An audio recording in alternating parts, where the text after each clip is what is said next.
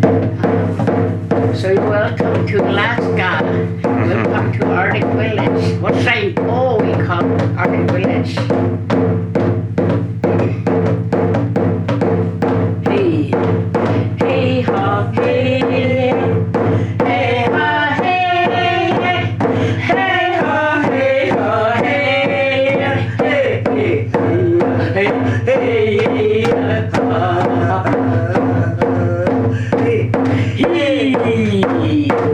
hey, my name is Sarah A. James. I'm from Arctic Village, and we call that place Gwich'in. It means a creek with a high bank. Ko means a creek. Sometimes we just call it O. I'm in Gwich'in, here in North Interior Alaska. And Upper Yukon they refer it to too. And we also like 110 miles northeast of Arctic Circle. We're Caribou people.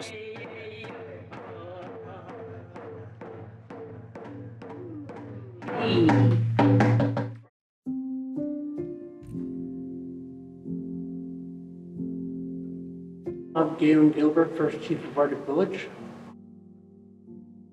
Even outside of our 1.8 million acres, that's our traditional spots that our ancestors used to survive, hunt, fish. This water is clear. It's really pure, clear water. The lake of water on a river, and we take the ice, we melt that ice. It's good water.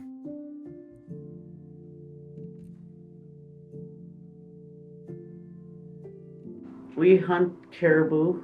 It's 80% of our diet, but also we rely on the caribou to provide us with our ceremonies, our spirituality, the very social structure of our community. The men go out and hunt, sometimes the women hunt. They bring the caribou back to camp, and then we sit there and just cut meat.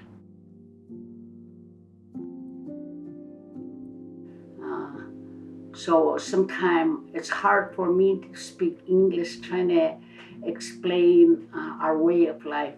It's different. This is Caribou Lake, and we eat the marrow, and we eat this ligament on it and everything.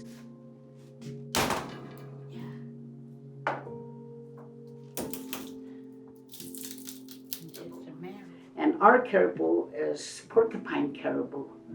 So there's 15 villages near Gwich'in, and we're extended into Canada. There's a border between us for 150 years, but we're still same language, same caribou, same relationship, but the border been separating us for about 150 years.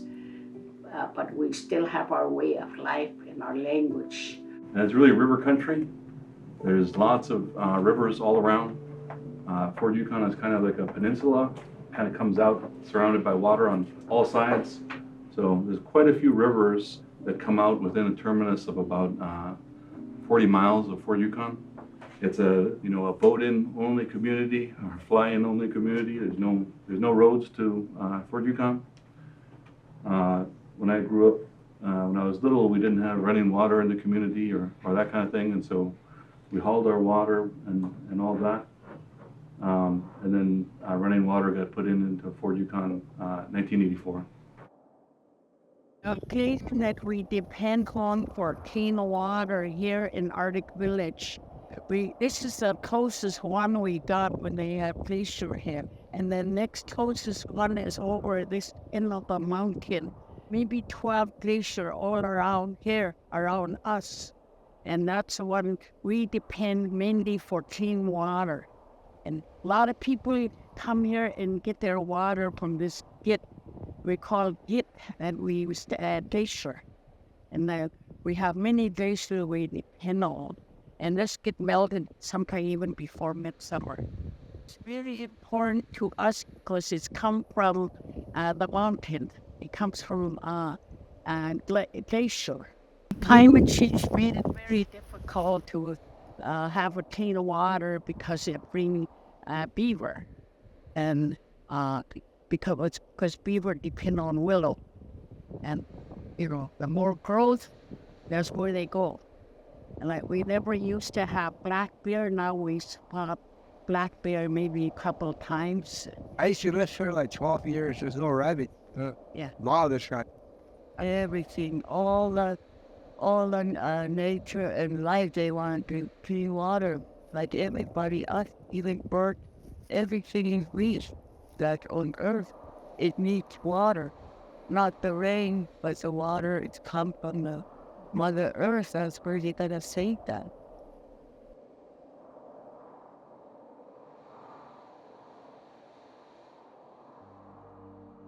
At the beginning of the time, there was only water in the beginning. There was just one person on a raft floating on this giant ocean. A little muskrat swam up to him and he says, "Son," that's what I used to call it, but the muskrat said, "Son, would you help me?" And that little son said, "Yeah," just like that. And he told him, "Dive down to the bottom of the ocean. See if you can get me a handful of dirt." And so that little muskrat, he dove off the raft, swam down. And he had a little string tied to his foot. Yeah. And pretty soon that string stopped. Yeah. Was it there? Yeah. Ankle, dingy. He pulled that muskrat back up. And he brought it back on the raft and it was dead. And so he blew into his mouth.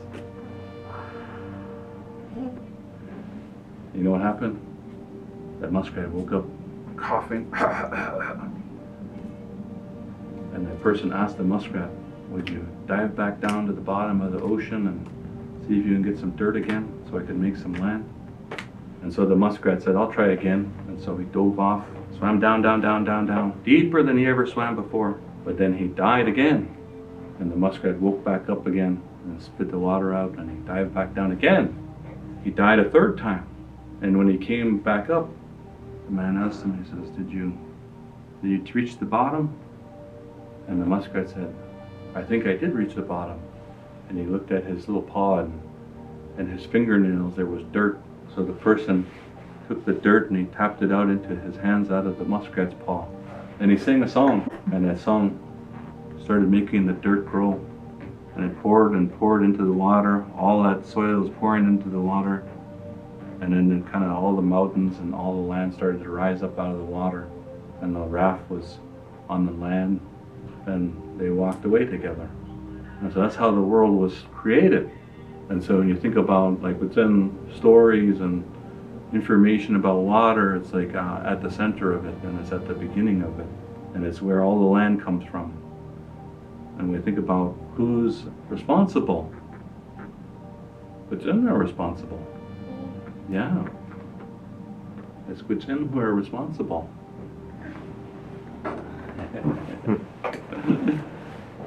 It's Gwich'in who are responsible. Yeah. We're responsible for the land. And that means we've got to take care of it.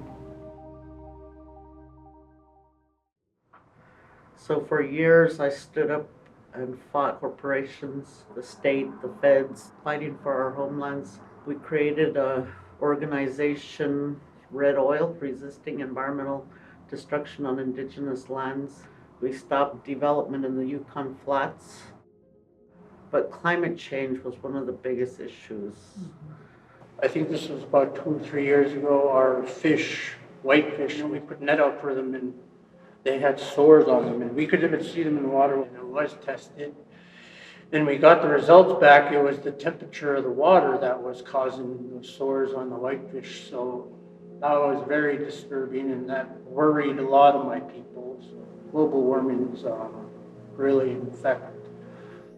Even last time when I went sheep hunting, I had to pay $600 charter to the mouth of the Red Sheep Creek. And now we're fighting that too. We've been fighting that for a long time to keep that red sheep keep healthy, and we've been keeping sport hunting out of that area. Lots of diversity among Gwich'in too. So you have to have a good faith, talk about the water, and that one group's not going to decide over another group. That you can work together to keep it clean. We did it with the Yukon River Intertribal Watershed Council, where all the tribes got together and cleaned up the Yukon River. That's a big river, thousands of miles long. 70 tribes, First Nations, from the headwaters down to the mouth, moving out millions of tons of hazardous waste. And they did it all by consensus. We didn't rely on the national government. They never did anything. We didn't rely on the corporate governance. We inserted ourselves in the discussion. Te'etera, and that which we do together, that's our sovereignty. Water is a living thing.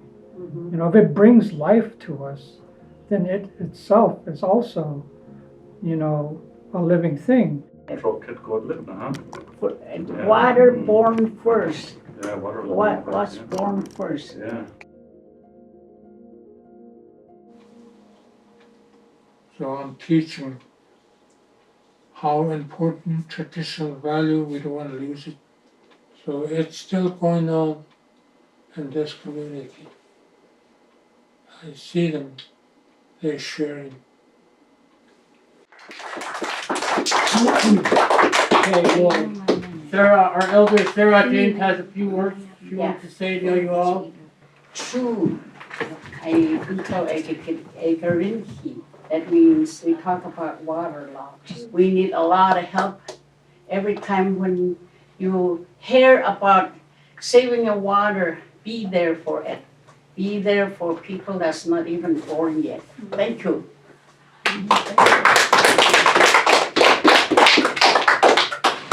So how do you say water?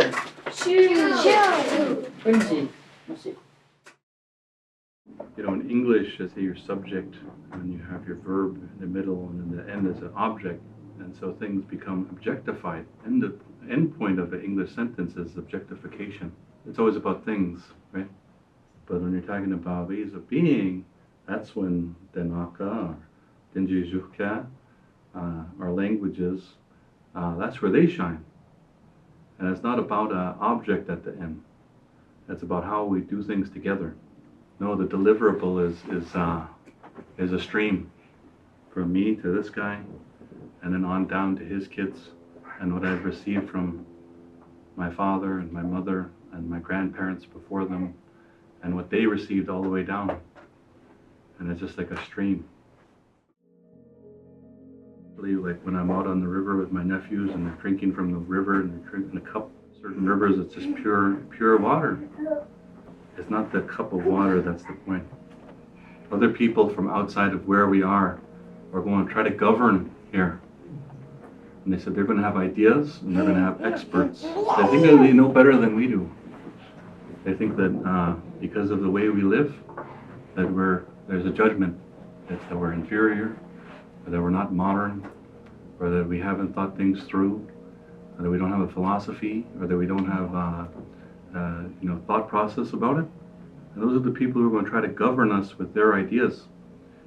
And there's only one question you got to ask them: is, can you dip a cup of water into your river where you're from and drink it?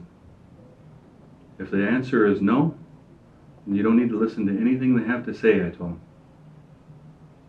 You don't need to listen to anything they got to say, because they don't know what they're talking about. For other indigenous people all across Canada and Mexico, they're the same as us. They got the same stories, same language, say it differently a little bit. Related languages, unrelated languages, but related in philosophy. Everybody out there is completely capable of self-governance, and when other people come in and apply governance from outside, where it's like we're the majority and we're going to tell you what to do, that doesn't include our human rights. Like outside governments, Canada, national governments, corporate governance, Other kinds of governing institutions and bodies got to understand that it's like we have our own governance, and we're not a minority in our governance, that we have the right to consent. They had a big meeting here in Fairbanks, 1915. The U.S. government, they wanted to put all Alaskan Natives onto reservations. Our chiefs in the interior came together for this meeting, and they told the U.S. government that they don't want to live on reservations. They want to live in their homeland and hunt, like they've been doing for hundreds of years.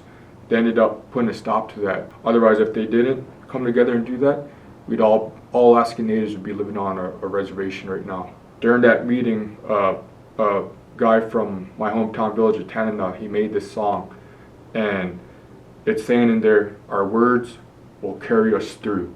So 108-year-old song.